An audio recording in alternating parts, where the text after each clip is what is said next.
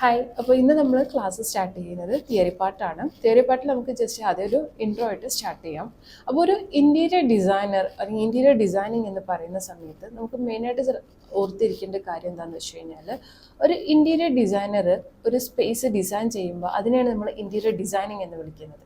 അപ്പോൾ ഒരു interior designing എന്ന് പറയുകയാണെന്നുണ്ടെങ്കിൽ നമ്മുടെ കയ്യിലുള്ള ഒരു സീലിങ്ങും ഫ്ലോറും വാളും അടങ്ങിയിട്ടുള്ള ഒരു ഏരിയ, ഒരു എൻക്ലോസ്ഡ് ആയിട്ടുള്ള ഏരിയനെ നമ്മൾ ഡിസൈൻ ചെയ്യുന്നതിനാണ് ഇൻറ്റീരിയർ ഡിസൈനിങ് എന്ന് പറയുന്നത്.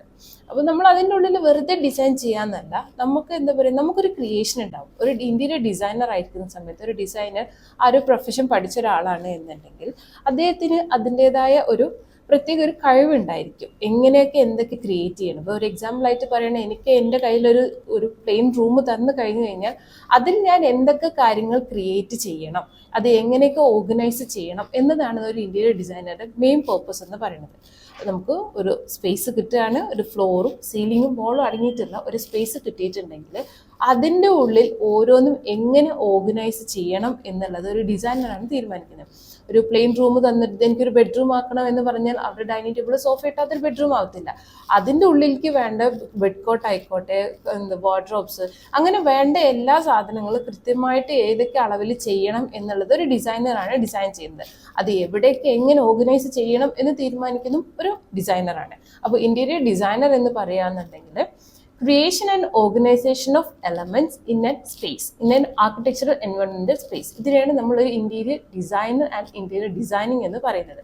ഡിസൈനർ എന്ന് പറഞ്ഞാൽ ഡിസൈൻ ചെയ്യുന്ന ആൾ, നമ്മൾ ഈ ഒരു ഓർഗനൈസ് ചെയ്യുന്നത്, ക്രിയേറ്റ് ചെയ്ത് ഓർഗനൈസ് ചെയ്യുന്നതിനെയാണ് നമ്മൾ ഇൻറ്റീരിയർ ഡിസൈനിങ് എന്ന് വിളിക്കുന്നത്.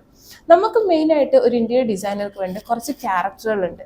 കോമൺ ആയിട്ട് പറയുകയാണെന്നുണ്ടെങ്കിൽ നമ്മൾ എല്ലാവർക്കും അത്യാവശ്യം ഒരു വർക്ക് സ്പേസിൽ നിൽക്കുമ്പോൾ കാണിക്കേണ്ട ക്യാരക്ടർ ആണെങ്കിൽ കൂടെ, എന്നിരുന്നാലും നമുക്ക് എന്ത് ചെയ്യുക, ഡിസൈനർ ഫീൽഡിലോട്ട് ഇറങ്ങുമ്പോൾ ഇതിന് നമ്മൾ കുറച്ചും കൂടെ ഇമ്പോർട്ടൻസ് കൊടുക്കേണ്ടതായിട്ടുണ്ട്.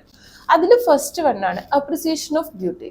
നമ്മൾക്ക് തരുന്ന വർക്ക്, അല്ലെങ്കിൽ നമുക്ക് തന്നിട്ടുള്ളതിൽ അത് നല്ലതാണ് എന്ന് തോന്നിയാൽ, നമ്മുടെ കൂടെ വർക്ക് ചെയ്യുന്നവരാവാം, അതല്ലെങ്കിൽ നമുക്ക് താഴെ വർക്ക് ചെയ്യുന്നവരോ, അതല്ലെങ്കിൽ മറ്റാരെങ്കിലും വർക്ക് ചെയ്തതോ ആയിട്ടുള്ള ഒരു സ്പേസ് ഭംഗിയുണ്ട് എന്നുണ്ടെങ്കിൽ അത് നമ്മൾ അത് കൊള്ളാം എന്ന് പറഞ്ഞ് അയാളെ അപ്രിസിയേറ്റ് ചെയ്യാനുള്ള കഴിവ് വേണം.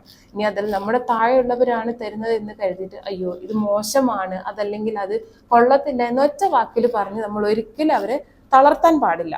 എന്ത് തന്നെ മോശം കണ്ടു കഴിഞ്ഞാലും അതിൽ എങ്ങനെയൊക്കെ പോസിറ്റീവായിട്ടുള്ള കാര്യങ്ങൾ കാണാൻ കഴിയുമെന്നുണ്ടെങ്കിൽ അത് കണ്ടിട്ട് അയാളെ പറഞ്ഞ് മനസ്സിലാക്കിയാണ് വേണ്ടത്. എന്തെങ്കിലും മിസ്റ്റേക്സ് നിങ്ങൾക്ക് കാണുമ്പോൾ ഫീൽ ചെയ്യുന്നുണ്ടെങ്കിൽ നമ്മൾ പറഞ്ഞു കൊടുക്കേണ്ടത് എന്താണെന്ന് വെച്ച് കഴിഞ്ഞാൽ, ഇതിൽ ഇന്ന മാറ്റങ്ങൾ വരുത്തിയാൽ കുറച്ചും കൂടെ നന്നായിരിക്കും. ഇപ്പോൾ ഒരു ബെഡ്റൂമിൽ സൈസിൽ കൂടുതലായിട്ടുള്ള ഒരു ബെഡ് കോട്ടോ അല്ലെങ്കിൽ എന്തെങ്കിലും കളർ കോമ്പിനേഷൻ ഒരു മാച്ചിങ് അല്ലാതെ ഫീൽ ചെയ്യുക, അല്ലെങ്കിൽ ഭംഗി തോന്നുന്നില്ലെങ്കിൽ, ആ ആർക്കിടെക്ചർ ബ്യൂട്ടി അതിൽ ഫീൽ ചെയ്യുന്നില്ല എന്നുണ്ടെങ്കിൽ നമ്മൾ അയാളോട് പറഞ്ഞു കൊടുക്കേണ്ടത് ഇതിൽ ഇന്ന മാറ്റങ്ങൾ വരുത്തിയാൽ, ആ കളർ കോമ്പിനേഷൻ ചെറുതായിട്ടൊന്ന് ചേഞ്ച് ചെയ്താൽ കുറച്ചും കൂടെ ഭംഗി കൂട്ടാം എന്നല്ലാതെ അയാൾ ഇതൊരിക്കലും കൊള്ളത്തില്ല, ഇത് തീരെ ഭംഗിയില്ല എന്ന് പറഞ്ഞ് ഒറ്റയടി നമ്മൾ അയാളെ തളർത്താൻ പാടില്ല. അതേപോലെ തന്നെ നമ്മുടെ താഴെയുള്ളവരോ നമുക്ക് കൂടെയുള്ളവരോ, ഇനി അതല്ലെങ്കിൽ ഈ ഒരു ഫീൽഡിൽ നിന്ന് ഡിഫറെൻ്റ് ആയിട്ട് നമ്മുടെ ക്ലയൻസിൻ്റെ ഐഡിയാസോ അങ്ങനെ എന്തോ ആയിക്കോട്ടെ, ആ സമയത്തെല്ലാം നല്ലതാണ് എന്നുണ്ടെങ്കിൽ നമ്മൾ അയാൾക്ക് പറഞ്ഞു തന്നെ കൊടുക്കണം, നന്നായിട്ടുണ്ട്, അതിൽ അപ്രിസിയേറ്റ് ചെയ്യാനുള്ളൊരു കഴിവ് ആസ് എ ഡിസൈനർ നമുക്ക് വേണം. പിന്നെ പറയാനുള്ളത് എന്താണെന്ന് വെച്ച് കഴിഞ്ഞാൽ സൈക്കോളജിക്കൽ ഇൻസൈറ്റ്. സൈക്കോളജിക്കൽ ഇൻസൈറ്റ് കൊണ്ട് ഉദ്ദേശിക്കുന്നത് എന്നതാന്ന് വെച്ച് കഴിഞ്ഞാൽ, നമുക്ക് അയാളുടെ സൈക്കോളജി മനസ്സിലാവണം. നമ്മൾ ആസ് എ ഡിസൈനർ ആയിട്ട് ഇരിക്കുന്ന സമയത്ത് നമ്മൾക്ക് ഓപ്പോസിറ്റ് ആയിട്ടിരിക്കുന്ന ക്ലയൻറ്റിൻ്റെ ഐഡിയാസ് എന്താണെന്ന് മനസ്സിലാക്കിയിട്ട്, അല്ലെങ്കിൽ അയാളുടെ ഡ്രീം എന്താണ്, അയാൾക്ക് എന്ത് ടൈപ്പ് ഓഫ് ഡിസൈൻ ആണ് വേണ്ടതെന്ന് സൈക്കോളജിക്കലി മനസ്സിലാക്കിയിട്ട് വേണം നമ്മൾ ഡിസൈൻ ചെയ്ത് കൊടുക്കാൻ വേണ്ടിയിട്ട്. അതായത് നോക്കുന്ന സമയത്ത് നമ്മൾ സൈക്കോളജിക്കൽ അയാളെ മനസ്സിലാക്കണം. ചിലരുടെ ക്യാരക്ടർ എന്താണെന്ന് വെച്ചാൽ അതിനനുസരിച്ചിട്ട് വേണ്ടി വരും നമ്മൾ ചില ഡിസൈൻസ് കൊടുക്കാൻ വേണ്ടിയിട്ട്. അയാളെ മൈൻഡ് കൊണ്ട് മനസ്സിലാക്കണം, അയാളുടെ സൈക്കോളജി എങ്ങനെ. ചിലർക്ക് എന്താ പറയുക, ഭയങ്കര കൂൾ കാം ക്വയറ്റായിട്ടുള്ള ഒരാൾക്ക് കൊണ്ടുപോയിട്ട് ഭയങ്കര മോഡേൺ ആയിട്ടുള്ള അല്ലെങ്കിൽ കുറച്ച് എന്താ പറയുക ട്രെൻഡി ആയിട്ടുള്ള സ്റ്റൈലുകളോട് ചിലപ്പോൾ പറ്റിക്കൊള്ളണമെന്നില്ല. അയാൾക്ക് ആ കൂൾ കാംനെസ് ഫീൽ ചെയ്യുന്ന രീതിക്കുള്ള ഡിസൈൻസ് വേണം നമ്മൾ ചെയ്ത് കൊടുക്കാൻ വേണ്ടിയിട്ട്. അതല്ലാതെ ഇപ്പോൾ പറയുന്ന ജനറേഷൻ ഡിഫറൻസ്, അത് തന്നെ മെയിനായിട്ട് സൈക്കോളജിക്കലി എടുക്കാം. രണ്ട് ഡിഫറെൻറ്റ് ജനറേഷനിൽ ജീവിക്കുന്നവർക്ക് രണ്ട് ഡിഫറെൻ്റ് ആയിട്ടുള്ള മൈൻഡ് സെറ്റ് ആയിരിക്കും. അപ്പോൾ ആ സൈക്കോളജി മനസ്സിലാക്കിയിട്ട് വേണം നമ്മൾ അയാൾക്ക് വേണ്ട ഡിസൈൻസ് ചെയ്തു കൊടുക്കാൻ വേണ്ടി. അയാൾ സൈക്കോളജിക്കലി മനസ്സിലാക്കണം എങ്ങനെയാണ് വേണ്ടത്, അയാളുടെ ഐഡിയാസ് എന്താണ്, അയാളുടെ ക്യാരക്ടർ എന്താണ്. അപ്പോൾ അതിനനുസരിച്ചിട്ട് വേണം നമ്മൾ ഓരോ കളർ തീം ആണെങ്കിലും അയാൾക്ക് വേണ്ട റൂംസിൻ്റെ സൈസ് ആണെങ്കിലും അതിലുപയോഗിക്കുന്ന ബെഡ് കോട്ട് ആയിക്കോട്ടെ, ഇനിയിപ്പോൾ സോഫ ആണെങ്കിൽ സോഫ ആയിക്കോട്ടെ, ഇനിയിപ്പോൾ ഒരു കിച്ചൺ ആണെങ്കിൽ വിമൻസിനെ സംബന്ധിച്ചത് കിച്ചൺ ആണെന്നുണ്ടെങ്കിൽ അതിടെ ഉപയോഗിക്കുന്ന ആളുടെ മൈൻഡ് സെറ്റ് മനസ്സിലാക്കിയിട്ട് വേണം നമ്മൾ ഓരോ ഡിസൈനും ചെയ്തു കൊടുക്കാൻ വേണ്ടിയിട്ട്. പിന്നെ പറയാനുള്ള അനാലിസിസ് ഓഫ് പ്രോബ്ലം. ഒരു വർക്ക് എടുക്കുന്ന സമയത്ത് നമുക്ക് അവിടെ പല പ്രശ്നങ്ങൾ വന്നുവിടാം. ഫോർ എക്സാമ്പിൾ ആയിട്ട് പറയുകയാണെങ്കിൽ നമ്മളിപ്പോൾ ഒരു റൂം ഡിസൈൻ ചെയ്തു, അതിൻ്റെ ഉള്ളിൽ നമ്മൾ ബെഡ് കോട്ട് കൊടുത്തു, സോഫ കൊടുത്തു. അതായത് ഒരു ബെഡ്റൂമിൻ്റെ ഉള്ളിൽ ഇപ്പോൾ സോഫ സെറ്റ് ചെയ്യുന്നത് നോർമലാണ്, ചെറിയ സിംഗിൾ സോഫയും നമ്മൾ കൊടുക്കാറുണ്ട്. ആ സോഫയും വാർഡ്രോബും ഒക്കെ കൊടുക്കുന്ന സമയത്തായിരിക്കും ചിലപ്പോൾ അതിൻ്റെ ഉള്ളിൽ നമ്മുടെ ക്ലയൻറ്റ് പറയണേ എനിക്ക് ഇതിലൊരു ടേബിളിൻ്റെ ഒരു സ്പേസും കൂടെ വേണം, അല്ലെങ്കിൽ ഒരു ഓഫീസ് ഏരിയ പോലെ എനിക്ക് വർക്ക് സ്പേസ് കിട്ടണം എന്ന് പറയുമ്പോൾ അത് നമുക്ക് അവിടെ ഇൻക്ലൂഡ് ചെയ്യുന്ന സമയത്ത് ചിലപ്പോൾ നമ്മുടെ ആ റൂമിൻ്റെ സൈസ് അനുസരിച്ചിട്ട് കുറച്ച് ഡിഫിക്കൽട്ട് ആയിരിക്കാം. ആ സമയത്ത് നമ്മൾ അത് നടക്കില്ല എന്ന് പറയുന്നതിന് പകരം ചെയ്യേണ്ടത് എന്താണെന്ന് വെച്ച് കഴിഞ്ഞാൽ നമ്മളത് മനസ്സിലാക്കുക. ആ റൂം എത്രമാത്രം സ്പേസ് ഉണ്ട് എന്ന് ഡിസൈൻ ചെയ്ത് നമുക്കറിയാം, അവിടെ എന്തൊക്കെ പോകുന്നറിയാം. അപ്പം അതിനനുസരിച്ചിട്ട് ചിലതിൻ്റെ സൈസ് ഒന്ന് കുറച്ചിട്ടോ അതല്ലെങ്കിൽ ചിലത് എന്ത് ചെയ്യുക, ഒരെണ്ണം വലിപ്പം ഒന്ന് പറയുക കൂട്ടേണ്ടതാണെങ്കിൽ കൂട്ടിയിട്ടും ഒക്കെ എന്ത് ചെയ്യുക, ആ ഒരു സ്പേസിൽ നമ്മുടെ ക്ലയൻറ്റിൻ്റെ ആവശ്യം എന്താണോ അത് അവിടെ ഇൻക്ലൂഡ് ചെയ്യാൻ വേണ്ടിയിട്ട് ശ്രദ്ധിക്കുക. ചിലരുണ്ടായിരിക്കും ഞങ്ങൾക്ക് കുറച്ചുകൂടി സ്പേഷ്യസ് ആയിട്ടുള്ള ഒരു പാത്ത് കിട്ടണം, വാർഡ്രോബിൻ്റെയും ആ ഒരു ബെഡ് കോട്ടിൻ്റെ ഇൻബിറ്റ്വീനായിട്ട് കുറച്ച് നല്ലൊരു സ്പേസ് വേണമെന്ന് പറയുമ്പോൾ ആ റൂമിൻ്റെ സൈസ് അനുസരിച്ചിട്ട് അതിൽ വരുന്ന പ്രോബ്ലം എന്താണെന്ന് മനസ്സിലാക്കിയിട്ട് അത് കൃത്യമായി അനലൈസ് ചെയ്തിട്ട് വേണം നമ്മൾ ആ ഒരു ഡിസൈൻ കംപ്ലീറ്റ് ആക്കി കൊടുക്കാൻ വേണ്ടിയിട്ട്. ഓരോ പ്രശ്നങ്ങൾ വരുന്ന സമയത്തും ആ പ്രശ്നം എന്താണെന്ന് കൃത്യമായി മനസ്സിലാക്കിയിട്ട് വേണം നമ്മൾ എന്ത് ചെയ്യേണ്ടത്, അതിനൊരു സൊല്യൂഷൻ കണ്ടുപിടിക്കുക. അതല്ലാതെ ഇനിയിപ്പോൾ ഇൻ കേസ് നമ്മൾ എന്താ പറയുക പെട്ടെന്നുള്ള ക്ലയൻറ്റിൻ്റെ ആവശ്യമാണ്, ഡിസൈൻ കൊടുത്തതിന് ശേഷം ക്ലയൻറ്റ് പറയുന്നത് പോരാ എനിക്കിതിൽ ഈ ഒരു പാർട്ടും കൂടെ ഇൻക്ലൂഡഡ് ആക്കണം എന്ന് പറയുന്ന സമയത്ത് അത് പറ്റില്ല, ഇതാണ് ഡിസൈൻ, ഇതേ നടക്കത്തുള്ളൂ എന്ന് പറഞ്ഞ് വാശി പിടിക്കാൻ പാടില്ല. പകരം ആ ഒരു പ്രോബ്ലം മനസ്സിലാക്കി നമ്മൾ അയാളുടെ ആവശ്യം എന്താണെന്ന് അറിഞ്ഞ് അവിടെ ആ ഒരു പ്രോബ്ലത്തിനുള്ള സൊല്യൂഷൻ കണ്ടെത്തുകയാണ് വേണ്ടത്. പിന്നെ നമുക്ക് പറയാനുള്ളത് ഫ്ലെക്സിബിലിറ്റി. നമ്മൾ ആസ് എ ഹ്യൂമൻ ബീങ് നമ്മൾ വർക്ക് ചെയ്യുന്ന സമയത്ത് എവിടെയാണെങ്കിലും നമ്മൾ ഭയങ്കരധികം ഫ്ലെക്സിബിൾ ആയിരിക്കണം. നമ്മുടെ ചില സമയത്ത് നമ്മൾ വരുന്ന ക്ലയൻസ് ആയിക്കോട്ടെ, ഇനി അതല്ല എന്നുണ്ടെങ്കിൽ നമ്മുടെ കൂടെ വർക്ക് ചെയ്യുന്നവരായിക്കോട്ടെ, പലരും പല ക്യാരക്ടറുള്ള ആൾക്കാരായിരിക്കും. ഇനി മെയിനായിട്ട് നമ്മൾ എസ്പെഷ്യലി നമ്മൾ ഫോക്കസ് കൂടുതൽ കൊടുക്കാറുള്ളത് ക്ലയൻറ്റിനാണ്. നമുക്ക് വരുന്ന ക്ലയൻസ് എല്ലാം തന്നെ പല സ്വഭാവക്കാരായിരിക്കും. എല്ലാവരും കാം ആൻഡ് ക്വയറ്റ് ആവണമെന്നില്ല, ചില സ്റ്റബൺ ക്യാരക്ടറുള്ള ആൾക്കാരും ഉണ്ടാവാറുണ്ട്. അപ്പോൾ അവരുമായിട്ട് വർക്ക് ചെയ്യുന്ന സമയത്ത് നമ്മൾ അവരുടെ ഇഷ്ടങ്ങൾ മനസ്സിലാക്കി അവരുടെ വാശികൾ മനസ്സിലാക്കി കുറച്ച് ഫ്ലെക്സിബിൾ ആയിരിക്കണം. ചെയ്യുന്നതിന് നമ്മൾ അയാൾക്ക് മാത്രം നമുക്ക് എങ്ങനെ പറഞ്ഞു വെച്ച് കഴിഞ്ഞാൽ നമുക്ക് അയാളായിട്ട് ചെയ്യുന്ന സമയത്ത് അയാൾക്ക് ഓക്കെ ആയിരിക്കണം. നമ്മുടെ ക്ലയൻറ്റ് ആ ഒരു വ്യക്തി നമ്മളുമായിട്ട് സാറ്റിസ്ഫൈഡ് ആവുന്ന രീതിക്ക് വേണം നമ്മൾ ഓരോ വർക്കും ചെയ്തു കൊടുക്കാൻ വേണ്ടിയിട്ട്. അതല്ലാതെ അയാൾ കുറച്ച് സ്റ്റബൺ ക്യാരക്ടറാണ്, ഞാനും അതിനനുസരിച്ചിട്ട് ഒരു വാശി പിടിച്ച് നിൽക്കത്തുള്ളൂ എന്നൊരു വാശി പാടില്ല. പകരം അയാൾ അങ്ങനത്തെ ഒരാളാണെങ്കിൽ നമ്മുടെ ആവശ്യമാണ് നമുക്ക് ക്ലയൻസിനെ കിട്ടുക എന്നുള്ളത്, നമ്മുടെ വർക്ക് കംപ്ലീറ്റ് ചെയ്യുക എന്നുള്ളത്, അവരുടെ ഡ്രീം എന്താ നമ്മൾ ഏൽപ്പിച്ചത് അത് ഫുൾഫിൽ ചെയ്ത് കൊടുക്കുക എന്നതാണ് നമ്മുടെ റെസ്പോൺസിബിലിറ്റിയാണ്. അതിനുവേണ്ടി അയാൾ നമ്മൾ നിൽക്കുന്ന സമയത്ത് ചിലപ്പോൾ അവരുടെ ക്യാരക്ടറിൽ ചില പ്രശ്നങ്ങൾ വന്നേക്കാം. പലർക്കും പല ക്യാരക്ടർ ആയിരിക്കും, നമ്മൾക്ക് തന്നെ പല ക്യാരക്ടർ വരുന്ന മനുഷ്യനല്ലേ, മനുഷ്യന്മാർക്ക് എല്ലാവർക്കും പല ക്യാരക്ടർ ആവുന്ന സമയത്ത് അവരുടെ ക്യാരക്ടർ മനസ്സിലാക്കിയിട്ട് അതിനനുസരിച്ച് നമ്മൾ വർക്ക് സ്പേസിൽ ചെറിയ രീതിക്കുള്ള അഡ്ജസ്റ്റ്മെന്റും കാര്യങ്ങളും നമ്മൾ ചെയ്ത് കൊടുക്കേണ്ടി വരും. അവരുടെ ക്യാരക്ടർ എന്താണെന്ന് നോക്കുക, അതിനനുസരിച്ചിട്ട് കാമായിട്ട് നിൽക്കേണ്ടത് കാമായിട്ട് കാണിച്ചു കൊടുക്കണം. ഇനി അതല്ല കുറച്ചൊന്ന് സ്ട്രിക്റ്റ് ആയെങ്കിൽ മാത്രമേ വർക്ക് പ്രോപ്പറായിട്ട് പോകത്തുള്ളൂ എന്നുണ്ടെങ്കിൽ അതിനനുസരിച്ച് നിന്നിട്ട് വേണം നമ്മൾ ഓരോ വർക്കുകളും ചെയ്തു കൊടുക്കാൻ വേണ്ടിയിട്ട്. അതാണ് നമ്മൾ ഫ്ലെക്സിബിലിറ്റി എന്നുള്ള ടേം കൊണ്ട് ഉദ്ദേശിക്കുന്നത്. പിന്നെ പറയാനുള്ളത് വിഷ്വൽ കമ്മ്യൂണിക്കേഷൻ. വിഷ്വൽ കമ്മ്യൂണിക്കേഷൻ എന്ന് പറഞ്ഞാൽ നമുക്ക് സിമ്പിളായിട്ട് പറയുകയാണെന്നുണ്ടെങ്കിൽ നമ്മൾ ഒന്ന് ഇമാജിൻ ചെയ്ത് നോക്കും, നമ്മളോട് ഒരു സ്റ്റോറി പറയണേ, ചിലർക്ക് പറഞ്ഞ് ഫലിപ്പിക്കാനുള്ള കഴിവുണ്ടെന്ന് പറയാറുണ്ട്. അതേപോലെ തന്നെ ചിലർ പറയുന്ന സമയത്ത് നമുക്ക് ആ ഒരു ചിത്രം മനസ്സിൽ കാണാൻ പറ്റുമെന്ന് പറയാറുണ്ടല്ലോ. അത് തന്നെയാണ് വിഷ്വൽ കമ്മ്യൂണിക്കേഷൻ കൊണ്ട് ഉദ്ദേശിക്കുന്നത്. ഇപ്പോൾ ഒരു എക്സാമ്പിൾ ആയിട്ട് പറയും, ഇപ്പോൾ എന്നോട് എൻ്റെ ഒരു ക്ലയൻറ്റ് വന്നിട്ട് പറഞ്ഞു എനിക്കൊരു ബെഡ്റൂം ഡിസൈൻ ചെയ്ത് തന്നെ, അത് ഒരു കട്ടിലിടാൻ ഒരു വാർഡ്രോബ് കൊടുക്കാം, അവിടെ ഒരു ചെറിയൊരു സോഫയും കൂടെ സെറ്റ് ചെയ്യാം. ഈ ഒരു പറയുന്ന സമയത്ത് എനിക്ക് വല്ലാതൊരു ഇമാജിനേഷൻ മൈൻഡിൽ വരത്തില്ല. എൻ്റെ ക്ലയൻറ്റ് ആസ് എ ക്ലയൻറ്റ് ആയിട്ട് ഇരിക്കുകയാണെങ്കിൽ കൂടെ അയാൾക്ക് വല്ലാതെ ഇമാജിൻ ചെയ്യാൻ പറ്റില്ല. വേറെ ഒന്നും കൊണ്ടല്ല, ഇത് എന്താണെന്നൊരു ഐഡിയ മുപ്പർക്ക് കിട്ടത്തില്ല.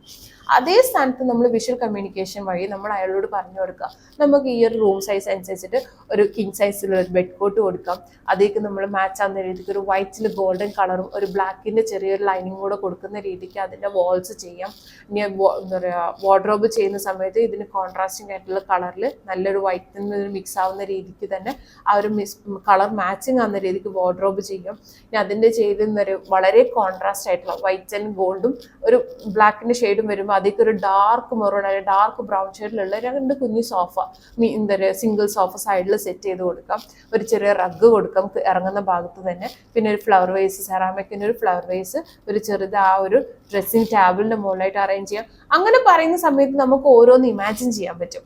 ഇന്ന ഭാഗത്ത് ഇന്നത് കൊടുക്കണം എന്ന് പ്രോപ്പറായിട്ട് പറഞ്ഞു കൊടുക്കുമ്പോൾ നമ്മുടെ ക്ലയന്റിന് അത് ഇമാജിൻ ചെയ്യാൻ പറ്റും. അതേ സമയത്തോടു കൂടി തന്നെ അയാളുടെ മൈൻഡിൽ ഒരു പിക്ചർ ക്രിയേറ്റ് ചെയ്യും, ആ ഒരു ഡിസൈൻ ഇങ്ങനെ വരും എന്നുള്ളത്. അപ്പൊ ആസ് എ ഡിസൈനർ നമുക്ക് അയാൾക്ക് ആദ്യമേ തന്നെ ഒരു സംസാരത്തിൽ കൂടെ വാക്കുകളിലൂടെ അയാളുടെ ഒരു ചിത്രം, അയാൾക്കൊരു ഇൻപുട്ട് കൊടുക്കാൻ ഔട്ട്പുട്ട് കൊടുക്കാൻ പറ്റുന്നുണ്ട്. പിന്നീട് നമ്മൾ ആ ഒരു ഡിസൈൻ ഫുൾഫിൽ ചെയ്ത്, അതായത് ആ ഒരു അയാളുടെ കൊടുത്ത ഡിസൈൻ നമ്മൾ ഇമാജിൻ ചെയ്തത് ആദ്യം ഒരു 3D മോഡലായിട്ട് കാണിക്കുന്നു, അതിനുശേഷം അത് ഒരു റിയലിസ്റ്റിക് ആക്കുന്ന സമയത്ത് അയാൾക്ക് അയാളുടെ എക്സ്പെക്ടേഷൻ കം ട്രൂ എന്നുള്ള രീതിക്ക് കിട്ടും. ആ ഒരു ലെവലിലേക്ക് വേണം നമ്മൾ ഓരോന്നും ചെയ്തു കൊടുക്കുക.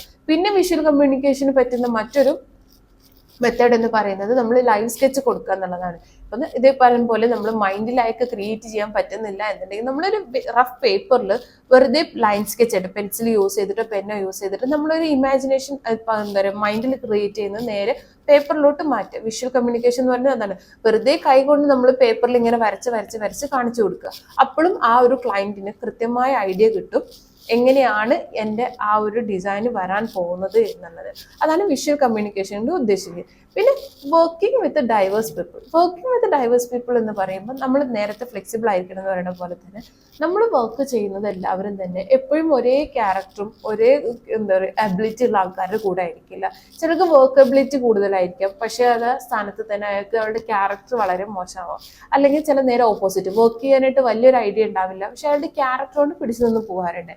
അപ്പൊ അത് മനസ്സിലാക്കിയിട്ട് നമ്മളും നിൽക്കേണ്ടി വരും. ഇപ്പൊ നമ്മുടെ വർക്കർ വളരെ കാം ആൻഡ് ക്വയറ്റ് ആണ്, എന്നാൽ വർക്കിൽ കുറച്ച് ബാക്കൗട്ട് ആണ് എന്നുണ്ടെങ്കിൽ നമ്മൾ എന്ത് ചെയ്യണം എന്ന് വെച്ച് കഴിഞ്ഞാൽ അയാളോട് പറഞ്ഞ് മനസ്സിലാക്കി നമുക്ക് വേണ്ട വർക്ക് ഔട്ട് എന്താണ് വേണ്ടത് അത് നമ്മൾ ഉണ്ടാക്കാൻ വേണ്ടി ശ്രമിക്കുക. അപ്പൊ അതല്ല ഇനിയിപ്പോ നമ്മുടെ സീനിയർ ഓഫീസേഴ്സ് ആവാം, അല്ലെങ്കിൽ കൂടെ വർക്ക് ചെയ്യുന്നവരാവാം, അവരിലും ഇതേ ക്യാരക്ടർ വരാറുണ്ട്. പല ആളുകൾക്കും പല ക്യാരക്ടർ ആവുന്ന സമയത്ത്, അതുപോലെ പല വർക്ക് അബിലിറ്റി ആവുന്ന സമയത്ത് അവരുടെ വർക്കിംഗ് പൊട്ടൻഷ്യൽ മനസ്സിലാക്കിയിട്ട് നമ്മൾ അതിനനുസരിച്ചിട്ട് അവരുടെ കൂടെ അഡ്ജസ്റ്റബിൾ ആയിട്ട് നിന്ന് പോവാം. അതല്ലാതെ നമുക്ക് ഇവിടെ ഓക്കെ അല്ല എന്ന് കണ്ട് ഒറ്റയടിക്ക് മാറുന്നതിന് പകരം അവരെ മനസ്സിലാക്കി, ക്ലയന്റിനെ മനസ്സിലാക്കി, വർക്കറെ മനസ്സിലാക്കി അവരിൽ നിന്ന് നമുക്ക് വേണ്ട ഔട്ട് മാക്സിമം ഉണ്ടാക്കിയെടുക്കാൻ വേണ്ടിയിട്ട് ശ്രമിക്കുക. ഇതാണ് വർക്കിംഗ് വിത്ത് ഡൈവേഴ്സ് പീപ്പിൾ എന്നുകൊണ്ട് ഉദ്ദേശിക്കുന്നത്. ദെൻ ലാസ്റ്റ് വൺ ആണ് love of details and accuracy. Love of details and accuracy കൊണ്ട് ഉദ്ദേശിക്കുന്നത് എന്താണെന്ന് വെച്ച് കഴിഞ്ഞാൽ നമ്മൾ ഏത് വർക്ക് കൊടുക്കുന്ന സമയത്തും ഒരു ഡിസൈൻ ഫീൽഡുമായിട്ട് യാതൊരുവിധ ബന്ധമില്ലാത്ത ഒരാളാണെങ്കിൽ കൂടെ അയാൾക്ക് നമ്മുടെ ഈ ഒരു ഡിസൈൻ കാണുന്ന സമയത്ത് മനസ്സിലാവണം ഞാൻ എന്താണ് ഉദ്ദേശിച്ചത്, അതല്ലെങ്കിൽ ഡിസൈനർ എന്താണ് തന്നിട്ടുള്ളത് എന്നുള്ളത് അയാൾക്ക് മനസ്സിലാക്കണം. അതല്ലാതെ ഒരു ഡീറ്റെയിലോ കാര്യങ്ങളോ ഇല്ലാതെ വെറുതെ ഒരു ബെഡ്റൂമിന്റെ കാര്യത്തിലാണെങ്കിൽ ഒരു ബെഡും ഒരു വാർഡ്രോബും കൊടുത്തതുകൊണ്ട് ഒരിക്കലും ആ ഒരു ഡിസൈൻ ഫുൾഫിൽ ആവുന്നില്ല. പകരം നമ്മൾ ഇന്ന ഭാഗത്ത് എന്താ പറയുക, നമ്മൾ MEP ഡ്രോയിങ് ഒക്കെ ചെയ്യുന്നെന്ന് പറയുന്ന പോലെ ഇന്ന ഭാഗത്തായിട്ട് സ്വിച്ച് ബോർഡ് വേണം, ഇന്ന ഭാഗത്തായിട്ട് എന്താ പറയുക കിച്ചണിലാണെങ്കിലും പൈപ്പിന്റെ ലൈനിങ് പോകണം, അങ്ങനെ ഓരോ ഭാഗത്ത് എന്ത് വരണം, അതേപോലെ ഇനിയിപ്പോൾ ഫേർണിച്ചേഴ്സോ ആക്സസറീസോ ഉണ്ടെങ്കിൽ അത് ഏത് ഭാഗത്ത് കൊടുക്കണം, ഇങ്ങനെ എല്ലാം എവിടേക്ക് എങ്ങനെയൊക്കെ അറേഞ്ച് ചെയ്യണം എന്നുള്ളത് കൃത്യമായ രീതിക്ക് നമ്മൾ കൊടുക്കാൻ വേണ്ടി ശ്രദ്ധിക്കണം. ഇനിയിപ്പോൾ അതൊരു ചെറിയ മൈന്യൂട്ടായിട്ടുള്ള എന്തെങ്കിലും ഒരു ഫോട്ടോ, അതല്ലെങ്കിൽ ഒരു റഗ്ഗോ, ഇനി അതല്ലെങ്കിൽ ഒരു ബിന്നാണെങ്കിൽ കൂടെ അത് വെക്കേണ്ട പൊസിഷൻ കൃത്യമായിട്ട് നമ്മൾ കൊടുക്കാൻ വേണ്ടി ശ്രദ്ധിക്കുക. അങ്ങനെയാണെങ്കിൽ മാത്രമേ ഒരു നോൺ ഡിസൈൻ ഫീൽഡിൽ വർക്ക് ചെയ്യുന്ന ഒരാൾക്ക് കൂടെ നമ്മുടെ ഡിസൈൻ കണ്ടു കഴിഞ്ഞാൽ മനസ്സിലാവണം ഇയാൾ ഇതാണ് ഉദ്ദേശിച്ചിരിക്കുന്നത്. ഇപ്പം ഇൻ കേസ് നമ്മൾ ആസ് എ ഡിസൈനർ നമുക്ക് മാറി നിൽക്കേണ്ടി വന്നു കഴിഞ്ഞാൽ നമ്മുടെ വർക്കേഴ്സിന് ബുദ്ധിമുട്ട് വരരുത്. ഈ ഒരു ഡിസൈൻ കിട്ടിയത് കൊണ്ട് എനിക്ക് ഈസി ആയിട്ട് വർക്ക് ചെയ്യാൻ പറ്റും എന്നുള്ള രീതിക്ക് വേണം നമ്മൾ ചെയ്തു കൊടുക്കാൻ വേണ്ടിയിട്ട്. അപ്പൊ ഇത്രയാണ് നമുക്ക് ആസ് എ ഡിസൈനർ വേണ്ട മെയിൻ ആയിട്ടുള്ള കുറച്ച് ക്യാരക്ടർ എന്ന് പറയുന്നത്. ആദ്യം നമ്മൾ പറഞ്ഞത് അപ്രിസിയേഷൻ ഓഫ് ബ്യൂട്ടി, ദെൻ നമ്മൾ പറഞ്ഞു സൈക്കോളജിക്കൽ ഇൻസൈറ്റ്, മൂന്നാമത് പറഞ്ഞു analysis of problem, then flexibility പറഞ്ഞു, വിഷ്വൽ കമ്മ്യൂണിക്കേഷൻ, ദെൻ പറഞ്ഞു working with diverse people and love of details and accuracy. ഈ പറഞ്ഞിട്ടുള്ള 7 ക്യാരക്ടറും ആസ് എ വർക്കിംഗ് പ്രൊഫഷൻ നമുക്ക് എല്ലാവർക്കും വേണ്ടത് തന്നെ. ഇപ്പൊ ഡിസൈനിലാവുമ്പോൾ നമ്മൾ ഒന്നും കൂടി ഡിസൈനറായിട്ട് വർക്ക് ചെയ്യുന്ന സമയത്ത് നമ്മൾ ഒന്നും കൂടെ ഫോക്കസ്ഡ് ആയിരിക്കണം ഇത്തരം കാര്യങ്ങളിൽ. നമ്മുടെ ചെറിയ മിസ്റ്റേക്സ് കൊണ്ട് ചിലപ്പോൾ നമ്മൾ ഫീൽഡ് ഔട്ട് ആവാൻ വരെ ചാൻസ് ഉണ്ട്. അപ്പം നമ്മളുടെ ബിഹേവിയറും ക്യാരക്ടർ എന്ന് പറയുന്നത് ഒരു ഡിസൈനർ ആയിട്ട് ഇരിക്കുമ്പോൾ വളരെയധികം ഇമ്പോർട്ടൻറ്റും നല്ലപോലെ ശ്രദ്ധിക്കേണ്ടതായിട്ടുള്ള കാര്യങ്ങളാണ്. അപ്പോൾ ഇത്രയും നേരം നമ്മൾ പറഞ്ഞത് ഒരു ഇന്റീരിയർ ഡിസൈനർക്ക് വേണ്ട നല്ല ഗുഡ് ക്വാളിറ്റി അല്ലെങ്കിൽ നല്ല കുറച്ച് ക്യാരക്ടറുകളാണ്. അടുത്ത നമുക്ക് പറയാനുള്ളത് ഒരു ഡിസൈനറെ നമ്മൾ ഒഴിവാക്കുകയാണെങ്കിൽ അതിനുള്ള കാരണങ്ങളാണ്. കൂടുതൽ നമ്മളൊരു ഡിസൈനർ വേണ്ട എന്ന് വെക്കുന്നത് നമ്മുടെ ഓവർ തിങ്കിങ് കൊണ്ടാണ്. ആസ് എ ക്ലൈന്റ് ആണ്, ഇപ്പൊ എക്സാമ്പിൾ ആയിട്ട് ഞാനൊരു ക്ലൈന്റ് ആണ്, ഞാനിപ്പോ എന്റെ വീട് പണി നടക്കുന്ന സമയത്ത് ഞാൻ പറയും എനിക്കൊരു ഡിസൈനറെ വേണ്ട എന്ന് ഞാൻ തീരുമാനിക്കുന്നുണ്ടെങ്കിൽ അതിന് മെയിൻ ആയിട്ടുള്ള 2-3 ചെറിയ ചെറിയ കാരണങ്ങൾ, അത് മെയിൻ ആയിട്ട് നമ്മുടെ ഒരു ഓവർ തിങ്കിങ് കൊണ്ട് വരുന്നതാണ്.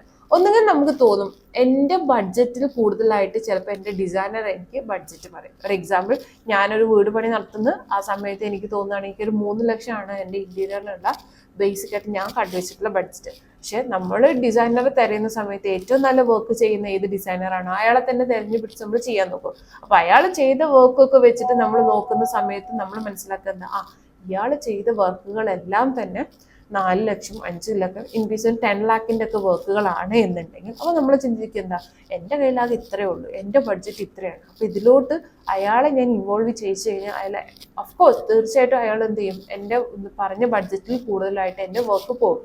അപ്പോൾ ആ ഒരു ടെൻഷൻ കാരണം നമ്മൾ എന്ത് ചെയ്യും, ഡിസൈനറെ ഒഴിവാക്കും. എന്നാൽ നമ്മൾ അവിടെ ഒരു കാര്യം മനസ്സിലാക്കാനുള്ളത് എന്താ വെച്ച് കഴിഞ്ഞാൽ ഒരു ഡിസൈനർ എന്ന് പറഞ്ഞാൽ അയാൾ എല്ലാ വർക്കും ചെയ്യാൻ റെഡി ആയിരിക്കും. അതിപ്പോൾ ഒരു 1 ലാഖിൻ്റെ വർക്ക് ആയാലും 10 ലാഖിൻ്റെ വർക്ക് ആയാലും ഇനിയിപ്പോൾ 1 ക്രോറിൻ്റെ വർക്ക് ആയാലും അയാൾ ഓക്കെ ആയിരിക്കും. ഒരു ഡിസൈനർ ആയിരിക്കുന്ന സമയത്ത് അയാൾ റെഡി ആയിരിക്കും. കാരണം അയാളുടെ വർക്ക് എന്താണെന്ന് വെച്ച് കഴിഞ്ഞാൽ ഒരു ഡിസൈൻ ക്രിയേറ്റ് ചെയ്യുക, അത് ഇംപ്ലിമെന്റ് ചെയ്യുക, അത് റിയലിസ്റ്റിക് ആക്കുക. അതല്ലാതെ ഇത്ര ലക്ഷത്തിന്റെ മാത്രം അല്ലെങ്കിൽ ഇത്ര കോടിന്റെ പ്രൊജക്ട് മാത്രമേ ഞാൻ എടുക്കൂ എന്നുള്ള വാശിയൊന്നും ഒരു ഡിസൈനറും എടുക്കാറില്ല. അപ്പൊ നമ്മുടെ ഓവർ തിങ്കിങ് ആണ്. നോർമലായിട്ടിരിക്കുന്ന ഒരു വ്യക്തി പറയുകയാണ് ഈ ഡിസൈനർ എന്തായാലും എൻ്റെ ബഡ്ജറ്റിന്റെ പുറത്തേക്ക് പോവും എന്നുള്ള ചിന്ത കൊണ്ട് നമ്മൾ എന്ത് ചെയ്യും, ഡിസൈനറെ ഒഴിവാക്കും. പിന്നീട് നമ്മൾ ചെയ്യാനുള്ള മെയിൻ ആയിട്ടുള്ള മിസ്റ്റേക്ക് എന്താണെന്ന് വെച്ച് കഴിഞ്ഞാൽ, അത് മിസ്റ്റേക്ക് ഒന്നും നമുക്ക് കറക്റ്റ് ആയിട്ട് പറയാൻ പറ്റില്ല, എന്നിരുന്നാലും നമുക്ക് നമ്മുടെ എന്താ പറയാ പലരുടെയും നിന്ന് കേട്ടറിവ് കൊണ്ട് വരുന്ന ഒരു ഒരു പ്രശ്നമാണ്. നമ്മൾ ഡിസൈനറെ ഏൽപ്പിച്ചു കഴിഞ്ഞു കഴിഞ്ഞാൽ ഡിസൈനറുടെ ഇഷ്ടം നമ്മളിൽ അടിച്ചേൽപ്പിക്കും എന്നുള്ള ടോസ്റ്റ്, അയാളുടെ ടേസ്റ്റ് നമ്മളിൽ അടിച്ചേൽപ്പിക്കും എന്നുള്ള ഒരു ചിന്ത. എങ്ങനെയാന്ന് വെച്ച് കഴിഞ്ഞാൽ ഇപ്പൊ എനിക്കൊരു തീം ഉണ്ടായിരിക്കും, ഞാനൊരു മോഡേൺ കൺസെപ്റ്റില് ഒരു എന്താ പറയാ ഒരു കോൺട്രാസ്റ്റ് കളേഴ്സ് ഒക്കെ മിക്സ് ചെയ്തിട്ട് ഒരു കൺസെപ്റ്റാണ് എൻ്റെ ഇമാജിനേഷൻ എന്നുണ്ടെങ്കിൽ എൻ്റെ ഡിസൈനർ വൈറ്റ് തീമിൽ ചെയ്താൽ മതി എന്ന് നിർബന്ധം പിടിച്ചാൽ അവിടെ എൻ്റെ ടേസ്റ്റിന്റെ മുകളിൽ അയാളുടെ ടേസ്റ്റ് അടിച്ചേൽപ്പിക്കാറുള്ള ശ്രമമാണ്. അതുകൊണ്ട് ഞാനൊരു ഡിസൈനർ ഒഴിവാക്കും. അത് പലരും പല കേട്ടറിവുകളായിരിക്കും. എവിടെയെങ്കിലും ഏതെങ്കിലും ഒരു ഡിസൈനറോ അല്ലെങ്കിൽ ഏതെങ്കിലും ഒരാൾ ചെയ്തിട്ടുണ്ടാവും, അയാളുടെ ഇഷ്ടത്തിന് പകരം വേറെ ഒരു ഡിസൈനറെ ഉണ്ടാവും, അല്ലെങ്കിൽ നോൺ ഡിസൈനർ ആയിട്ടുള്ള ഒരാളെ കൊണ്ട് ചെയ്യിച്ച സമയത്ത് ഉണ്ടാവും അയാളുടെ ഇഷ്ടങ്ങൾ ഇവിടെ അടിച്ചേൽപ്പിച്ചിട്ട് ആ ഒരു പ്രോബ്ലം ക്രിയേറ്റ് ചെയ്തിട്ട് ഉണ്ടായിരിക്കാം. മേ ബി ചിലപ്പോൾ ചിലർ ഓൾറെഡി നമ്മളെ പറഞ്ഞ് കൺഫ്യൂഷൻ ആക്കും, എന്തിനാ ഡിസൈനർ ഏൽപ്പിക്കുന്നത്, ഡിസൈനർ ഏൽപ്പിച്ച് അയാളുടെ ഇഷ്ടത്തിനുള്ളതേ ചെയ്യുള്ളൂ, നമ്മുടെ ഇഷ്ടങ്ങളൊക്കെ അയാൾ വാല്യൂ ചെയ്യില്ല എന്നുള്ള മിസ് അണ്ടർസ്റ്റാൻഡിങ് കൊണ്ട് വരുന്നതാണ് കൂടുതൽ നമ്മൾ ഡിസൈനറെ ഒഴിവാക്കുക എന്നുള്ള ഒരു കാര്യത്തിലോട്ട് എത്തുന്നത്. പിന്നീടുള്ളതാണ് നമ്മൾ എന്ത് ചെയ്യുന്നത് വെച്ച് കഴിഞ്ഞാല് എവിടെയെങ്കിലും ജോബ് ഇൻകംപ്ലീറ്റ് ആക്കിയിട്ടിട്ട് പോവോ എന്നുള്ള ചിന്ത. ഈ ജോബ് ഇൻകംപ്ലീറ്റ് ആയിട്ട് ഡിസൈനറെ ഏൽപ്പിച്ച് ഡിസൈനർ വർക്ക് സ്റ്റാർട്ട് ചെയ്തു, അയാൾക്ക് ചിലപ്പോൾ വേറെ എവിടെയെങ്കിലും നല്ല ഒരു വർക്ക് കിട്ടിയാൽ എൻ്റെ 3 ലാഖിന്റെ വർക്കിന് പകരം വേറെ എവിടെയും 10 ലാഖിന്റെ പ്രോജക്റ്റ് വന്നു കഴിഞ്ഞു കഴിഞ്ഞാൽ എൻ്റെ ഈ 3 ലാഖ് പ്രോജക്റ്റ് ഇവിടെ പെൻഡിങ് ഇട്ടിട്ട് അയാൾ ആ 10 ലാഖ് പ്രോജക്റ്റിന്റെ പുറകെ പോകുമോ എന്നുള്ള ചിന്ത. അതല്ല എന്നുണ്ടെങ്കിൽ ക്ലയന്റും എന്താ പറയുക ഡിസൈനറും തമ്മിലുള്ള അല്ലെങ്കിൽ വർക്കറും തമ്മിലുള്ള വഴക്ക് കാരണം ഡിസൈനർ ഇടയ്ക്ക് വെച്ചിട്ട് എന്നെ കൊണ്ട് കഴിയത്തില്ല ഈ വർക്ക് ചെയ്യാൻ എന്ന് പറഞ്ഞ് പകുതി കിട്ടിച്ചു പോകുന്നു എന്നുള്ള ചിന്ത. ഈ ഒരു കാരണങ്ങൾ കൊണ്ടൊക്കെയാണ് നമ്മൾ മെയിൻ ആയിട്ട് ഒരു ഡിസൈനർ വേണ്ട എന്ന് വെക്കുന്നത്. മെയിൻ ആയിട്ടുള്ള റീസൺ എന്തെന്ന് വെച്ച് കഴിഞ്ഞാൽ ഒന്നുകിൽ ഡിസൈനർ അയാളുടെ ഇഷ്ടങ്ങൾ എന്നിൽ അടിച്ചേൽപ്പിക്കും, അതല്ല എന്നുണ്ടെങ്കിൽ എൻ്റെ ബഡ്ജറ്റിന്റെ മുകളിലോട്ട് പോകും. ഡിസൈനറുടെ ബഡ്ജറ്റ് എന്ന് പറയുന്നത് നമ്മുടെ ബഡ്ജറ്റിൽ നിൽക്കത്തില്ല എന്നുള്ളത്. പിന്നെ അനാവശ്യമായിട്ടുള്ള ഇൻട്രപ്ഷൻ കാരണം ഡിസൈനർ എന്ത് ചെയ്യുന്ന വെച്ച് കഴിഞ്ഞാൽ പകുതിക്ക് വെച്ച് നിർത്തി പോകുമോ എന്നുള്ള ചിന്ത. എല്ലാം തന്നെ നമ്മുടെ ഒരു ഓവർ തിങ്കിങ് കൊണ്ട് വരുന്ന മെയിൻ ആയിട്ടുള്ള പ്രശ്നങ്ങളാണ്. അപ്പൊ ഈ ഒരു കാരണങ്ങൾ കൊണ്ടാണ് നമ്മൾ കൂടുതലായിട്ടും ഒരു ഡിസൈനറെ അവോയ്ഡ് ചെയ്യാം അല്ലെങ്കിൽ ഒഴിവാക്കിക്കൊണ്ട് നമുക്ക് തന്നെ ഒരു ഡിസൈൻ ഒറ്റയ്ക്ക് ചെയ്യാം, അതല്ലാന്നുണ്ടെങ്കിൽ ഡിസൈനിങ് തന്നെ വേണ്ട എന്നുള്ളൊരു കൺസെപ്റ്റിലേക്ക് പോകാറുള്ളത്. ഓക്കെ, അടുത്ത നമുക്ക് പറയാനുള്ളത് എന്താണെന്ന് വെച്ചാൽ necessity of an interior designer. ഒരു ഇന്റീരിയർ ഡിസൈനർ വെക്കുന്നത് കൊണ്ടുള്ള ഗുണങ്ങളാണ് അടുത്തത് പറയാനുള്ളത്. ഇത്രയും നേരം നമ്മൾ പറഞ്ഞത് ഒരു ക്യാരക്ടർ എന്തായിരിക്കണം, ഒരു ഡിസൈനർ ഒഴിവാക്കാനുള്ള കാരണങ്ങൾ എന്തായിരിക്കും. ഇനി നമുക്ക് പറയാനുള്ളത് ഒരു ഡിസൈനർ വെക്കുന്നത് കൊണ്ടുള്ള ഗുണങ്ങൾ എന്തായിരിക്കും എന്നുള്ളതാണ്. ഒരു ഡിസൈനർ കൊണ്ട് വെക്കുന്നത് കൊണ്ട് നമുക്ക് ആദ്യമായിട്ട് ഉണ്ടാവുന്നതും ബേസിക് ആയിട്ട് വേണ്ടതുമായിട്ടുള്ള ഒരു ഗുണം എന്താണെന്ന് വെച്ച് കഴിഞ്ഞാൽ നല്ലൊരു ഡിസൈൻ ക്രിയേറ്റ് ചെയ്യാൻ പറ്റും. ഇപ്പോൾ ഒരു ഡിസൈനിങ് ഫീൽഡിനോട് ഐഡിയ ഇല്ലാത്ത ഒരാൾ, ഇപ്പോൾ ഒരു എക്സാമ്പിൾ പറയുകയാണെങ്കിൽ ഇപ്പോൾ ഒരു 10 years ബിഫോർ മുൻപായിരുന്നെന്ന് 10 years ബാക്ക് എന്നുള്ള രീതിക്ക് നോക്കുകയാണെന്നുണ്ടെങ്കിൽ ആ സമയത്ത് ഒരിക്കലും നമ്മൾ ഡിസൈനേഴ്സിനെ അങ്ങനെ പ്രൊമോട്ട് ചെയ്തിരുന്നില്ല. അപ്പോൾ എന്താ ഉണ്ടായിരുന്നെന്ന് വെച്ച് കഴിഞ്ഞാൽ നമ്മുടെയൊക്കെ നോർമൽ ഒരു സമയത്തുള്ള വീടുകൾ നോക്കിയാൽ കാണാം, അവിടെ ജസ്റ്റ് ഒരു ബെഡ് കോട്ട് ഉണ്ടായിരിക്കും, അതിൻ്റെ കൂടെ തന്നെ ഒരു എന്താ പറയുക അതിൻ്റെ കൂടെ നമുക്ക് എന്ത് ചെയ്യുന്ന വെച്ച് കഴിഞ്ഞാൽ ഒരു വാർഡ്രോബ് വെറുതെ സൈഡിൽ സെറ്റ് ചെയ്യാം. അതല്ലാന്നുണ്ടെങ്കിൽ ചിലപ്പോൾ ചെറിയ 2 ചെയർ കൊണ്ടുവരും, അല്ലെങ്കിൽ ഒരു ടേബിൾ സെറ്റ് ചെയ്യും. ഇതൊക്കെയാണ് നമ്മൾ ചെയ്തുകൊണ്ടിരുന്നത്. എന്നാൽ ഇന്നത്തെ കാലത്ത് നമ്മൾ ഡിസൈനറെ വെക്കുന്ന സമയത്ത് ഉണ്ടാകുന്ന ഗുണം എന്താന്ന് വെച്ചാൽ, നമ്മൾ ഡിസൈനറെ വെക്കുമ്പോൾ ഡിസൈനർ നല്ലൊരു ഡിസൈൻ നമുക്ക് ക്രിയേറ്റ് ചെയ്ത് തരും. നമ്മുടെ ആ റൂമിന്റെ സൈസ് അനുസരിച്ചിട്ട് എവിടെയൊക്കെ വാർഡ്രോബ് കൊടുക്കണം, എവിടെയൊക്കെ എന്താ പറയുക ബെഡ് കോട്ട് സെറ്റ് ചെയ്യണം, എവിടെ ഡ്രസ്സിങ് ടേബിൾ സെറ്റ് ചെയ്യണം, അങ്ങനെ ഓരോ ഭാഗത്ത് എവിടെ. ഇനിയിപ്പോൾ ഒരു ലിവിങ് ഏരിയ എടുക്കുകയാണെന്നുണ്ടെങ്കിൽ അവിടെ ആ ലിവിങ് ഏരിയയിൽ എത്ര സൈസിലുള്ള സോഫ വേണം, എത്ര ഹൈറ്റിലുള്ള സോഫ വേണം, അവിടെ ഏത് ടൈപ്പ് ഓഫ് റഗ് യൂസ് ചെയ്യണം, ഇനി ഏത് ടൈപ്പ് ഓഫ് ടീപ്പോയ്, നമ്മൾ പറയുന്ന ചെറിയ ടേബിൾ ടീപ്പോയ് സെറ്റ് ചെയ്യണം എന്നുള്ളത് ഡിസൈനർ കൃത്യമായിട്ട് നമുക്ക് ഡിസൈൻ ചെയ്ത് തരും. ആ റൂമിന്റെ സൈസ് അനുസരിച്ച് അതിൻ്റെ ഉള്ളിലേക്ക് വേണ്ട കളർ കോമ്പിനേഷൻ ഏതാണ്, ഏതൊക്കെ ഫർണിച്ചർ വേണം, ഏതൊക്കെ ആക്സസറീസ് ഇൻക്ലൂഡഡ് ചെയ്യണം, അതെല്ലാം നോക്കിയിട്ട് നമുക്ക് പ്രോപ്പർ ആയിട്ടുള്ള ഒരു ഡിസൈൻ തരാനായിട്ട് ഒരു ഡിസൈനറെ കൊണ്ട് പറ്റും. ഇത് ഡിസൈനിങ് ഫീൽഡിലല്ല, അല്ലെങ്കിൽ ഡിസൈനർ ഇല്ലാതെ ചെയ്യുന്ന സമയത്ത് പലപ്പോഴും നമുക്ക് പറ്റുന്ന ഒരു മിസ്റ്റേക്കാണ്, റൂം സൈസ് അറിയാതെ നമ്മൾ ചിലപ്പോൾ ബെഡിന്റെ സൈസ് കൂടിപ്പോകും, അതായത് ബെഡ് കോട്ട് കൂടി പോവാം, അതല്ലെങ്കിൽ വാർഡ്രോബിന് പ്രോപ്പർ സൈസ് വരില്ല, അങ്ങനെ ഒരു കൺജസ്റ്റ് ആയിട്ടുള്ള റൂമായി മാറാനുള്ള ചാൻസ് കൂടുതലാണ്. അപ്പം നമ്മൾ എപ്പോഴും ഒരു ഡിസൈനർ വെക്കുന്നതുകൊണ്ട് നമുക്ക് ഗുണം മാത്രമല്ല, നല്ലൊരു ഡിസൈൻ ക്രിയേറ്റ് ചെയ്യാൻ വേണ്ടിയിട്ട് ഒരു ഡിസൈനർ എന്തായാലും ഉള്ളത് നല്ലതാണ്. പിന്നെ നമുക്ക് പറയാനുള്ളത് എക്കോണമി. ഒരു ഡിസൈനർ ഉണ്ടെങ്കിൽ തന്നെ അയാൾക്ക് തന്നെ നമുക്ക് സ്പേസ്, മെറ്റീരിയൽ, എത്രമാത്രം ടൈം വരും, ഇതൊക്കെ ഒരു ഫിനാൻഷ്യൽ എക്കോണമി. ഈ 4 എക്കോണമീസിനും മെയിനായിട്ടും ബാധിക്കുന്നത് ഉണ്ടാവുന്നത് എക്കോണമീന്റെ കാര്യത്തിൽ വരുന്ന സമയത്ത് നമുക്ക് ശ്രദ്ധിക്കാനുള്ളത് എന്താണെന്ന് വെച്ച് കഴിഞ്ഞാൽ, ഒരു ഡിസൈനർ ഉണ്ടെങ്കിൽ അയാൾ ചെയ്യുന്ന കാര്യം വെച്ചാൽ നമ്മുടെ സ്പേസ് എത്രമാത്രം ഉണ്ടെന്ന് മനസ്സിലാക്കും, അതിൽ എത്രമാത്രം മെറ്റീരിയൽസ് ഇൻക്ലൂഡഡ് ആവും നോക്കും, അതേപോലെ അത് എത്ര ബഡ്ജറ്റിൽ വരുന്നു, എത്ര ടൈം വേണ്ടി ഒരു ഡിസൈൻ കംപ്ലീറ്റ് ആക്കാൻ എന്നുള്ളതെല്ലാം മനസ്സിലാക്കാൻ ഒരു ഡിസൈനർ കൊണ്ട് പറ്റും. ഇപ്പം നമ്മുടെ ഡിസൈൻ ഇപ്പോൾ നിങ്ങൾ തന്നെ ഇമാജിൻ ചെയ്താൽ മതി, ഒരു ഡിസൈനർ കയ്യിൽ കൊടുക്കുന്ന സമയത്ത് അയാൾ ആ ഒരു സ്പേസ് എടുത്തിട്ട് അവിടെ നമ്മൾ ആദ്യം പറഞ്ഞ നല്ലൊരു പ്രോപ്പർ ഡിസൈൻ ചെയ്തു തരുമെന്ന് പറയുന്ന പോലെ ആ ഒരു ഡിസൈൻ കംപ്ലീറ്റ് ആക്കണമെങ്കിൽ എത്രമാത്രം മെറ്റീരിയൽ വേണം എന്നുള്ളത് ഈ ഡിസൈനർക്ക് പറയാൻ പറ്റും. ഇപ്പം നമ്മൾ ഇന്ന് എടുക്കുന്ന സമയത്ത് ഏതൊക്കെ മെറ്റീരിയൽ വേണം എന്നുള്ള ഡിസൈനർ പറഞ്ഞു തരും. ഇപ്പം നമ്മളൊരു ബെഡ് കോട്ടിന്റെ ബാക്ക് സൈഡിലുള്ള ബാക്ക് റെസ്റ്റ് കൊടുക്കുന്ന സമയത്ത് ഇപ്പം ആരും നമ്മുടെ ബെഡിന്റെ കൂടെയുള്ള അല്ലെങ്കിൽ കട്ടിലിന്റെ കൂടെയുള്ള റെഡിമെയ്ഡ് ആയിട്ട് യൂസ് ചെയ്യുമ്പോൾ അവർ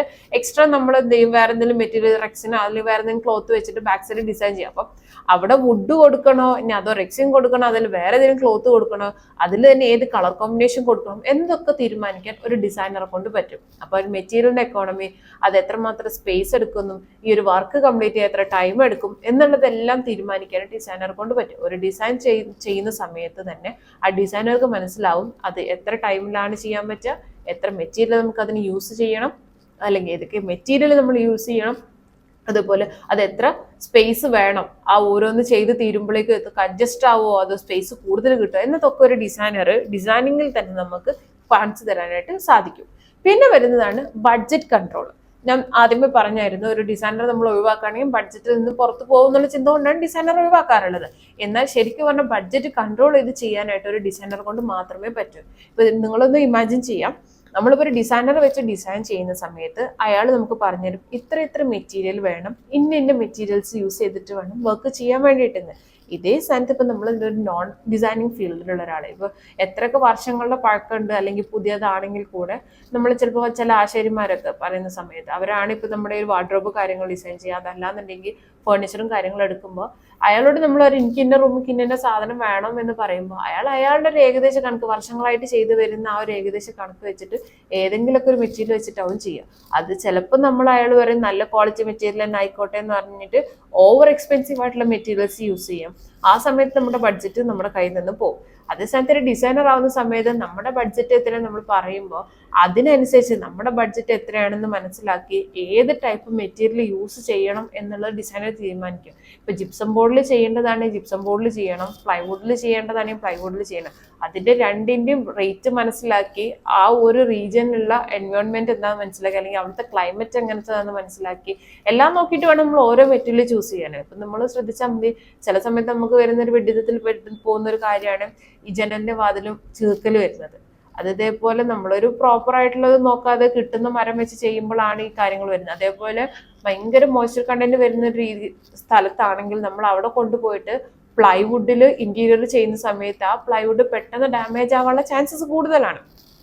അപ്പം നമ്മൾ ചെയ്യേണ്ടത് എന്താ, അവിടുത്തെ ക്ലൈമറ്റ് മനസ്സിലാക്കി അവിടെ ഏത് മെറ്റീരിയൽ വേണമെന്ന് തീരുമാനിച്ചിട്ട് വേണം നമ്മൾ എന്ത് ചെയ്യാൻ, ഓരോ ഡിസൈനും ചെയ്യാൻ വേണ്ടിയിട്ട്. അപ്പോൾ ഒരു ഡിസൈനർ ഉണ്ടെങ്കിൽ നമ്മൾ എന്ത് ചെയ്യും, പ്രോപ്പറായിട്ട് ഏത് മെറ്റീരിയൽ യൂസ് ചെയ്യണം എന്നുള്ളൊരു ഐഡിയ ഉണ്ടാവും. അപ്പോൾ ആ ഒരു പ്രോപ്പർ മെറ്റീരിയൽ ചൂസ് ചെയ്യുന്നത് കൊണ്ട് തന്നെ നമ്മുടെ കൺട്രോളിലുള്ള ബഡ്ജറ്റ് കൺട്രോൾ ചെയ്തുകൊണ്ട് തന്നെ നമുക്ക് ആ ഓരോ ഡിസൈനും കംപ്ലീറ്റ് ചെയ്യാൻ പറ്റും. അപ്പോൾ ഒരു ഡിസൈനർ ഉണ്ടെങ്കിൽ നമുക്ക് നല്ലൊരു ഡിസൈൻ കിട്ടും, പിന്നെ നമ്മുടെ എക്കോണമീസ് ബാലൻസ് ചെയ്ത് പോകും, പിന്നെ നമ്മുടെ ബഡ്ജറ്റ് നമ്മൾ വിചാരിച്ച കൺട്രോളിൽ തന്നെ പോകാൻ പറ്റും. ഇപ്പോൾ ഓവർ എക്സ്പെൻസീവ് ആയിട്ട് ചെയ്യേണ്ട ഒരു വർക്ക് കൊണ്ടിട്ട് എക്സ്പെൻസ് കുറച്ചിട്ട് കാര്യമില്ല. അപ്പോൾ ബഡ്ജറ്റിൽ തന്നെ 10 lakhന്റെ പ്രോജക്റ്റ് അല്ലെങ്കിൽ 10 crore പ്രോജക്റ്റ് കൊണ്ടുപോയിട്ട് ഞാൻ ഇതൊരു 20 crores ചെയ്താൽ അത് ഒരിക്കലും ബഡ്ജറ്റ് കൺട്രോൾ ആവില്ല. അപ്പൊ ഡിസൈനർ ഉണ്ടെങ്കിൽ അയാൾ 10 crore പ്രോജക്റ്റ് ആണ്, അപ്പൊ ഇതിൽ യൂസ് ചെയ്യേണ്ടത് ഇന്ന മെറ്റീരിയൽസ് ആണ്.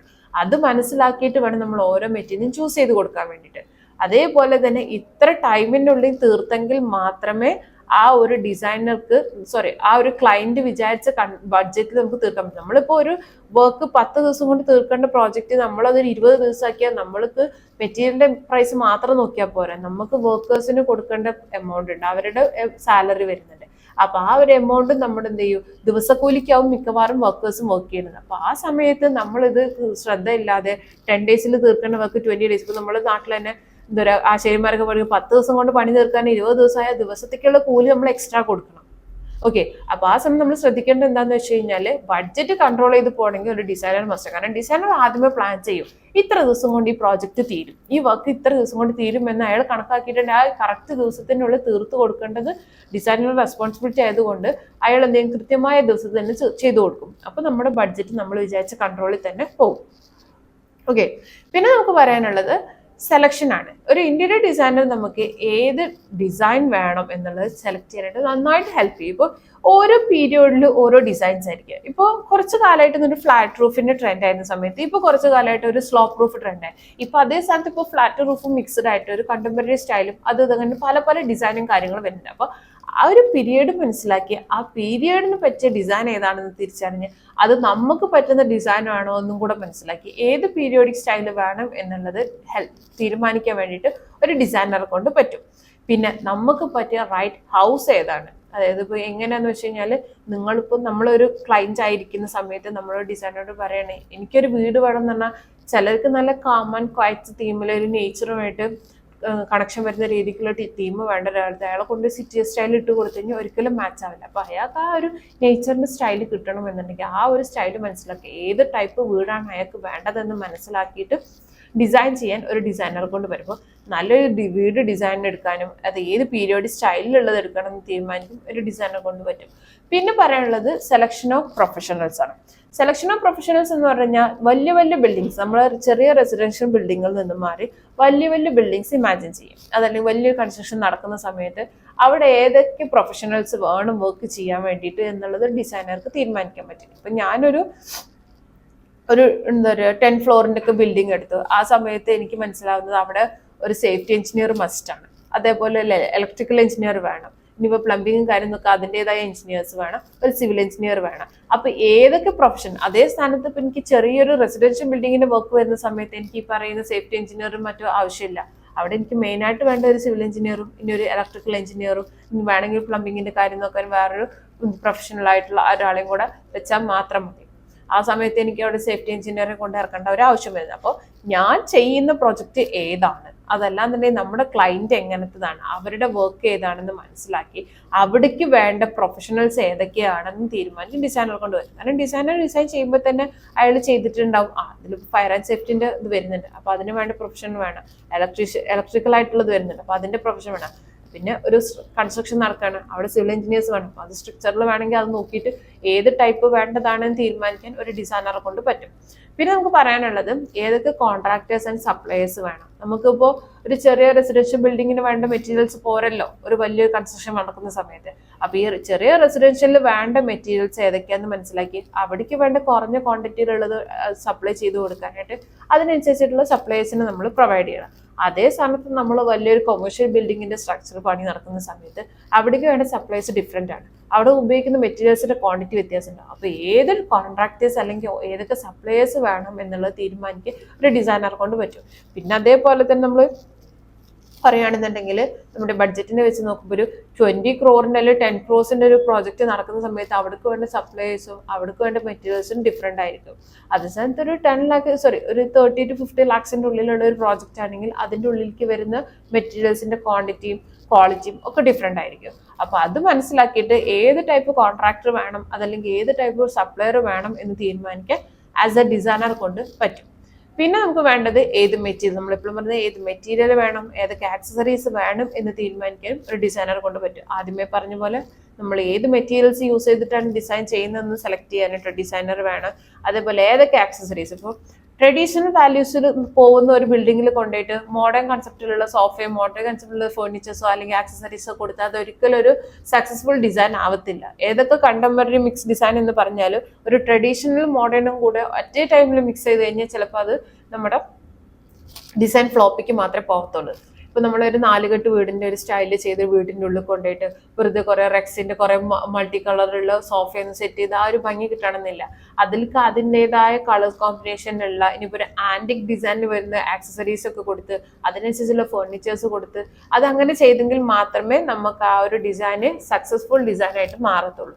അപ്പോൾ ഒരു ഡിസൈനർക്ക് തീരുമാനിക്കുക, അല്ലെങ്കിൽ ഡിസൈനർക്ക് നമ്മൾ ഡിസൈൻ ചെയ്യുന്ന സമയത്ത് തന്നെ മനസ്സിലാവും ഏതൊക്കെ ആക്സസറീസ് അതിലേക്ക് കൊടുക്കണം. ഇപ്പൊ ഒരു ആന്റിക്കിന്റെ കൊടുക്കുന്ന സമയത്ത് കൊണ്ട് വൈറ്റ് സെറാമിക്കുകൾ കൊടുത്താൽ ഭംഗി കിട്ടത്തില്ല. അപ്പോൾ ഏതൊക്കെ ടൈപ്പ് ആക്സസറീസ് ഓരോ ബിൽഡിങ്ങിനും കൊടുക്കണം അല്ലെങ്കിൽ ഓരോ സ്ട്രക്ചർക്കും കൊടുക്കണം എന്നുള്ളത് ഒരു ഡിസൈനർക്ക് തീരുമാനിക്കാൻ പറ്റും. അപ്പോൾ നല്ലൊരു മെറ്റീരിയൽ സെലക്ട് ചെയ്യാൻ, നല്ല ഡിസൈൻസ് സെലക്ട് ചെയ്യാൻ, നല്ല ആക്സസറീസ് സെലക്ട് ചെയ്യാൻ, പ്രൊഫഷണൽസിനെ സെലക്ട് ചെയ്യാൻ, അതുപോലെ സപ്ലൈസിൽ കോൺട്രാക്ടേഴ്സിനെ സെലക്ട് ചെയ്യാൻ, ഈ പറഞ്ഞ കാര്യങ്ങളൊക്കെ സെലക്ട് ചെയ്യാനായിട്ട് ഒരു ഡിസൈനർ ഉണ്ടെങ്കിൽ നടക്കും.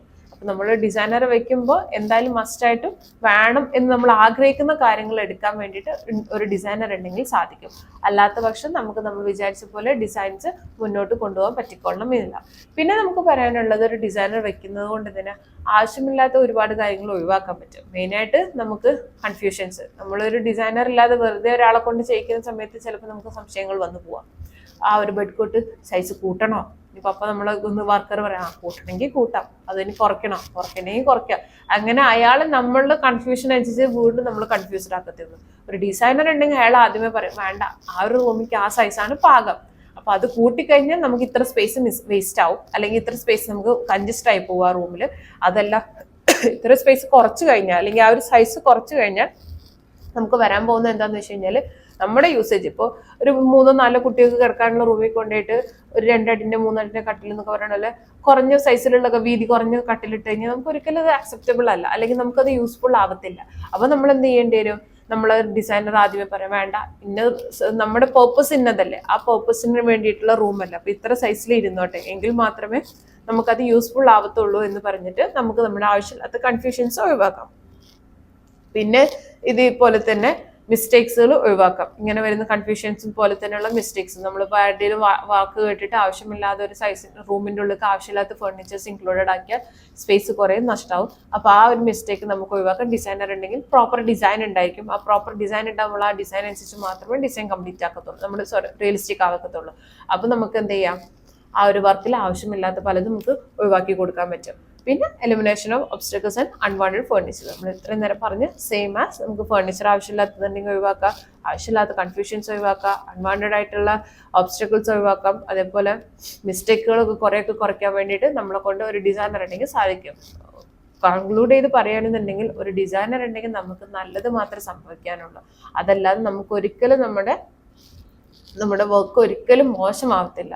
അത് ഗുഡ് ഡിസൈനർ ആണെങ്കിൽ ഗുഡ് ഡിസൈൻ ആയിരിക്കും. അതുപോലെ നമുക്ക് വരുന്ന ഔട്ട് എന്ന് പറഞ്ഞു കഴിഞ്ഞാൽ നമ്മളുടെ ഇമാജിനേഷന്റെ അപ്പുറത്തേക്കായിരിക്കും. ഓക്കെ, പിന്നെ നമുക്ക് പറയാനുള്ളത് ഡിസൈനറെ വെക്കുന്നതുകൊണ്ടുള്ള ഗുണം എന്താ വെച്ചാൽ ഒന്ന് സേഫ്റ്റി ആൻഡ് ആർബിട്രേഷൻ. സേഫ്റ്റി കൊണ്ട് ഉദ്ദേശിച്ചത് നമ്മൾ ഉപയോഗിക്കുന്ന പല പ്രിമിസസ് ഉണ്ടായിരിക്കും, നമ്മുടെ വർക്കിനുള്ളതുണ്ട്, മണി സേഫ്റ്റി, നമ്മൾ ബഡ്ജറ്റ് കൺട്രോളും കാര്യങ്ങളും പറഞ്ഞ് അതേ സെയിം ആസ് തന്നെ സേഫ്റ്റിന്റെ കാര്യത്തിൽ പറയുള്ളൂ. ആവശ്യമില്ലാതെ കുറെ വേസ്റ്റ് ഓഫ് മണി നമുക്ക് ഒഴിവാക്കാൻ പറ്റും.